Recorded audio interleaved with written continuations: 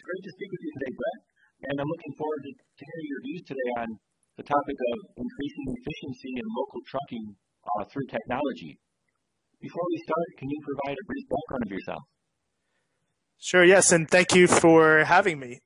I come out of the supply chain logistics industry. I grew up on the docks in a family business, loading and unloading trucks, working in the shop. So really have been involved in trucking and transportation my whole life. That company is called the Triangle Group, and really they focused on consolidation in the local markets, picking up local shipments, consolidating them onto full truckloads, going cross-country for the retail community, the Levi Strausses, the Dillards, the Perry Ellises of the world, and also doing a lot of port work, picking up containers from the ports, unstuffing them, and doing a lot of value-added services, again, for that retailer. So, grew up in the background, in the transportation, and that's really been my background, and that obviously has been an easy transition for me into Cargomatic. Great. Well, can you talk about how you increase efficiency in local trucking?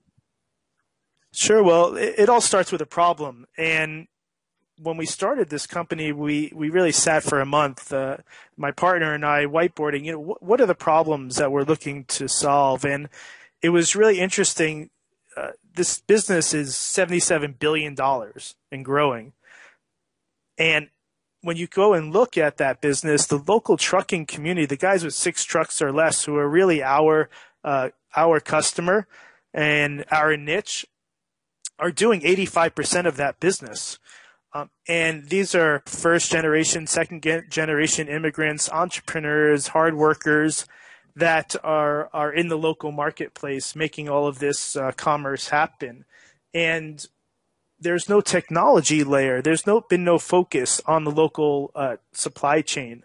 And so all of this is happening very, very inefficiently, really old school. A typical scenario is with the Rolodex. A guy has a Rolodex of a couple of truckers. They call him, and after that, it's a big black hole. And if that trucker is 100 miles away or 50 miles away at the time they need to book a shipment, well, that shipment, the trucker will just have to wait.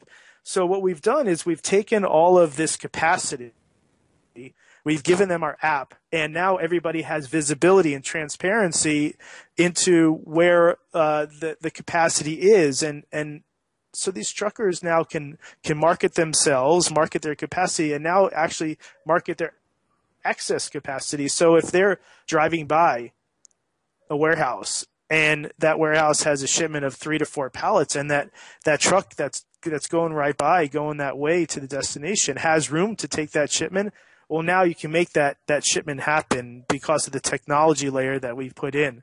And that is a really efficient way to operate, taking advantage of excess space on trucks. And can you talk about who is involved with this process? Sure. Well, there are multiple stakeholders. And we have a double-sided marketplace, if you will. So on the one hand, we have the shipper. And who are those shippers? They're the freight forwarders. They're manufacturers, distributors, and they're the carriers themselves. So those are really the shippers taking advantage of the capacity that's in the network. On the other side of the fence are the carriers, and those are the guys that we're giving excess revenue to. We're giving technology to. We're collapsing their admin expense by just paying them out automatically. So you have the shippers on the one hand, you have the carriers on the other hand, and then you obviously have Cargomatic in the middle as the technology layer. Can you talk about what obstacles that you face?